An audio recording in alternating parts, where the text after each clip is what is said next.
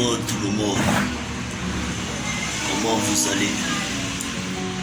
J'espère que vous vous portez très bien aujourd'hui. Alors, ce soir, aujourd'hui, je vais vous parler de quelque chose en vous donnant des conseils sur quelque chose de très important.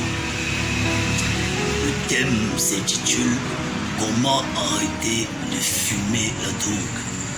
Quand je parle de drogue, pour ceux qui me comprennent, il y a le banga, l'herbe, banga c'est l'herbe, le caillou, la taille, la dope. Il y a beaucoup de choses. Et comment arrêter de s'injecter la drogue. Bref, comment arrêter d'être un drogué.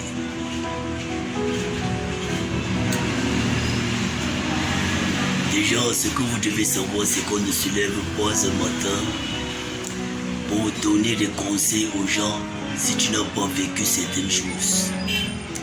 Moi, dont vous avez à l'autre bout,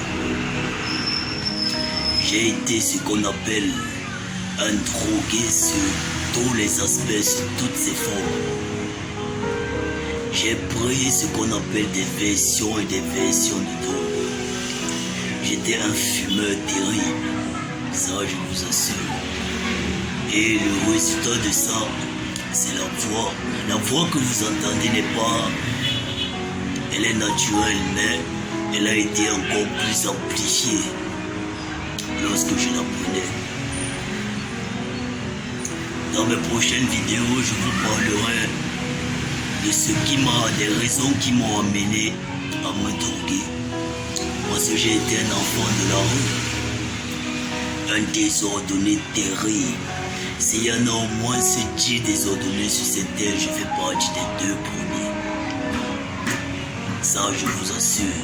Et quand je vous parle de ça, vous pouvez vous imaginer. Les personnes qui m'ont connu dans le game savent de quoi je parle. Des très grands désordonnés sur toutes ces formes.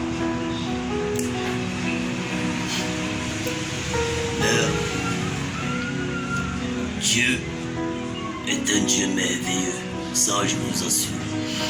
Parce que je n'ai jamais su un jour que moi, j'allais sortir de cet univers et me mettre à donner des conseils. Voilà pourquoi aujourd'hui je suis devenu expert conseiller coach love.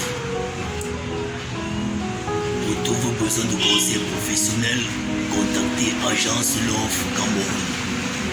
Sur Facebook, Instagram et YouTube, vous tapez Agence Love Cameroun et vous m'écrivez pour tous vos besoins de conseils professionnels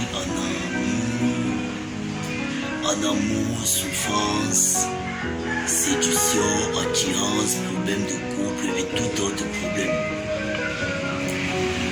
Alors comment arrêter de prendre la drogue? Très rapidement, je vais vous donner un bref aperçu de mon histoire et vous allez comprendre. Lorsque j'ai commencé à fréquenter les cabarets, à danser dans les cabarets, parce que j'étais danseur de cabaret pendant 8 ans. Lorsque j'ai commencé à fréquenter la rue, à fréquenter les cabarets, à fréquenter ce monde. D'ailleurs, tous les ghettosaires connaissent la procédure. La devise là-bas, c'est il faut prendre pour avoir ce qu'on appelle l'inspiration. Il faut prendre pour être au top. Et déjà pour nous, c'était quelque chose d'inné. C'est-à-dire qu'on ne s'en passait plus de ça, c'était devenu notre nourriture quotidienne. Pour moi alors c'était la magie. J'avais toujours mon sac à dos dans lequel il y avait tout. Quand j'ai besoin, je n'ai pas besoin d'aller de gauche à droite, payer, non. Je sortais juste et puis je prenais. Et mes potes dans la rue, on avait notre DG, C'est-à-dire c'est lui qui nous a mêlé beaucoup de choses. Au point où quand on n'avait plus besoin de ça, soit on prenait la cocaïne, soit on s'injectait. Et là, mon frère, tu planes. C'est-à-dire que tu voyages dans le temps, tu penses même que tu es le plus fort du monde. Alors que tout ça, c'est rien. Alors plus tard, abaisse-toi à la maison. J'avais ça même dans ma chambre, sous mon lit.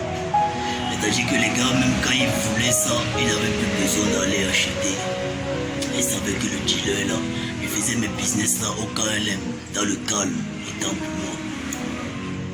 Sans que maman ne soit au courant. C'est-à-dire que il n'y avait pas de limite à ça, vous comprenez, je vous assure. Moi, je fumais exagérément. Les Benson, le gay, la coke, c'est que je prenais ça, c'était devenu ma nourriture.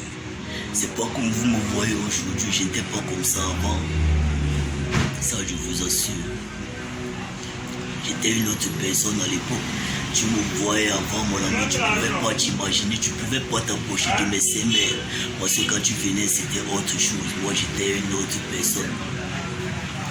Alors, en en prenant continuellement, c'est que c'était devenu, lorsque tu t'habitues à quelque chose, tu ne t'en passes plus de ça. Ça devient ta nourriture quotidienne. Et moi, fumer était ma nourriture quotidienne. Je m'en passais plus de ça. Jusqu'au jour où un jour,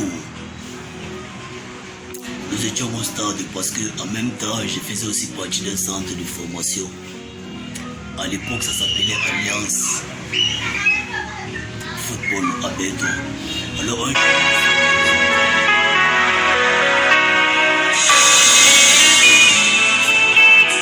je me sens perdu, loin de toi, Seigneur, loin de ta présence. Ma vie n'a pas de sens. Je me sens perdu, loin. Après cela, subitement la forme m'a quitté.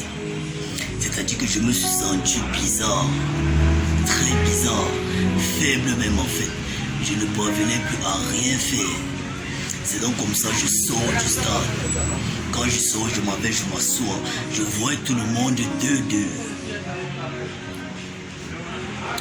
C'est comme ça que je rentre à la maison. Quand je rentre à la maison, mon corps était devenu bizarre. Et ce soir même avant de me coucher, d'abord j'étais allé fumer. Mon corps était devenu très bizarre. C'est donc comme ça, dans la nuit quand je m'endors, je commence à transpirer. Je transpire dans la nuit. Et là, tout m'avait déjà pris. Je toussais, j'avais les flashs. J'avais les flashs. La nuit, je dormais. Mes forces m'abandonnaient. Je vous en les forces m'abandonnaient. Je ne parvenais plus à rien faire du tout. J'ai eu une toux qui m'a menacé pendant au moins 2 ans. 2 ans. Quand maman a constaté cela, elle m'a donné tout genre. C'est-à-dire que j'ai pris tout genre de remèdes. Les Bactrim, les collants des lions, les potions, les versions de trucs pour la toux, rien du tout ne marchait. Absolument rien. C'est comme si ça aggravait encore cela. Voilà, au fil du temps, les choses devenaient donc pires. Jusqu'au jour où elle décide que il faut que j'aille faire les examens à l'hôpital, à Italie. C'est comme ça que je quitte donc avec ma grande sœur Chani. On part à l'hôpital. On m'a fait les examens de crachat. Quelques jours après, quand je m'avais prendre les résultats, vous savez ce que j'ai trouvé, ce qu'on a trouvé en moi. Le début du film, on a trouvé que c'était l'infection pulmonaire. J'avais contracté la tuberculose. Les dames m'ont orienté en bas vers un monsieur là, les gens qui s'occupent de ce genre de quand je suis arrivé chez lui. Il m'a dit qu'il voulait me mettre en salle d'isolement, que mon frère. Bon, tu me mets en salle d'isolement, ça est sûr. Je vais même s'il faut m'échapper ici dans la nuit, tu vas plus me trouver. Mais quand tu me donnes le traitement, moi je m'avais suivi ça à la maison. Il a refusé. Moi je lui ai dit que je suis sûr. Et tel qu'il me voit, il voit que ce que je disais, c'est ça que j'allais faire. Bon, il m'a laissé. On m'a donné les gros comprimés là. C'était comme ça. Maman peut témoigner, les gros comprimés là, ça c'est là ici. Les premiers mois. Tu prends ça pendant 3 mois. Chaque matin à 5 heures. C'est maman qui a beaucoup veillé et ça je lui dis merci du fond du cœur. Elle me réveille chaque matin à 5 heures. Parce que je vous assure que si ce n'était pas cette femme, aujourd'hui, je ne serais plus là. C'est pour ça une mère reste une mère. Respectez beaucoup vos mamans. J'ai commencé à prendre les traitements. Je ne pissais pas devant les gens, je ne partais pas venir devant les gens, je fuyais. Parce que mes urines étaient jaunâtres. J'étais devenu maigre. J'avais maigri. Elle-même bien avant, elle me demande que pourquoi tu maigris comme ça. Elle me dit que moi, je ne sais pas. Alors que c'est ça. J'étais déjà à une phase même où je toussais, je devais vomir le sang. Alors j'ai suivi le traitement. 3 mois après, je suis reparti faire les examens. On a trouvé que c'était... J'ai bien suivi le traitement, puis on m'a changé, on m'a donné les tout petits comprimés maintenant. Au fil du temps, quand j'ai fini, j'ai fait mon traitement de 6 mois. J'ai encore ajouté 1 mois, 7 mois. Bien après, dont les envies revenaient, c'était le grave. Merde. Les gars, les envies là m'ont pris.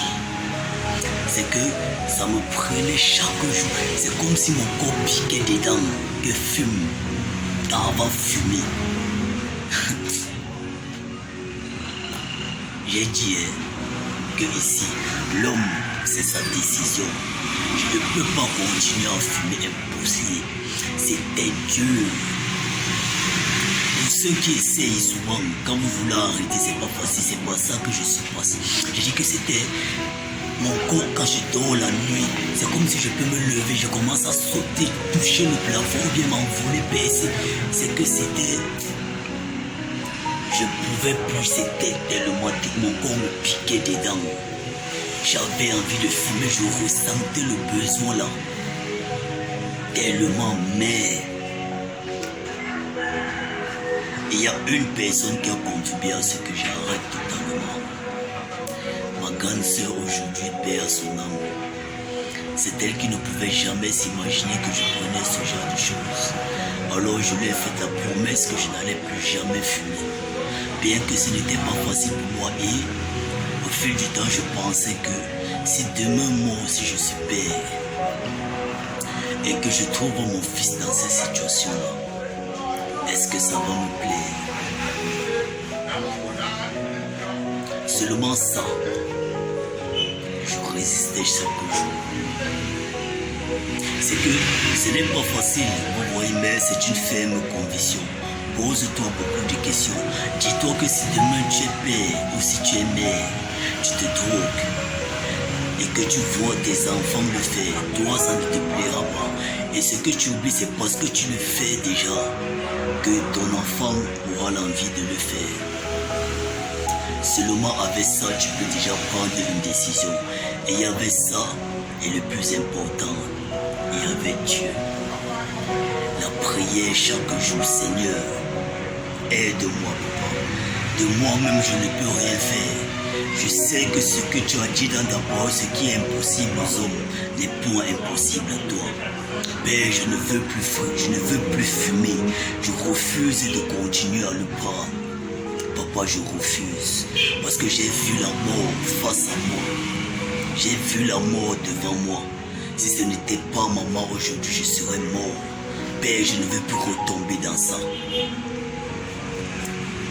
Voilà, j'ai passé, en le faisant, j'avais déjà passé presque 5 jours, 1 semaine. Je ne prenais plus, mais mes envies étaient là. Enfin, quand je me retrouvais même face à mes trucs là, j'avais l'envie seulement d'aller allumer la sèche-noix et prendre. Mais cette conviction entrait dans moi chaque jour. Jusqu'au jour où je me suis levé un matin moi-même. J'ai pris ce jour-là, j'ai emballé dans les toilettes, j'ai jeté à l'intérieur. Depuis ce jour jusqu'à aujourd'hui, je n'ai plus jamais pris cela. C'est pour vous dire que l'homme, c'est sa décision. Tu es maître de toi-même. Tu vois, rien ne peut te dominer si tu te laisses faire. On dit la chair est faible, mais l'homme, c'est sa décision. Si tu décides que tu vas arrêter de le faire, mon frère, tu peux y arriver. Il n'y a rien à faire. Si tu décides que je ne veux plus, j'abandonne tout cela, tu vas y arriver. Ça ne peut pas te dominer, c'est juste que c'est ton sang qui c'est ton organisme qui s'est habitué. Mais si tu restes confiant, tu te mets au défi que je vais le faire, tu vas y arriver. Ça n'a pas été facile pour moi, mais j'ai compris que l'homme c'est sa décision. Et quand j'ai commencé à lire la Bible, la parole de Dieu, croyez-moi, je me suis beaucoup rangé. Ça m'a permis de me ranger énormément. Jusqu'à aujourd'hui, je n'étais pas comme j'étais là. J'étais un autre. Bon. Vous aurez le temps d'écouter les témoignages. Alors toi qui m'écoutes, peu importe ce par quoi tu passes, peu importe ce que tu fais, si tu as envie d'arrêter, tu vas le faire parce que tu es maître de toi-même. Aide-toi et le ciel t'aidera. Si tu n'as pas encore d'enfant, voyage dans le temps et dis-toi que si c'est le mien qui le fait, est-ce que je serai fier? Tu vas te taper.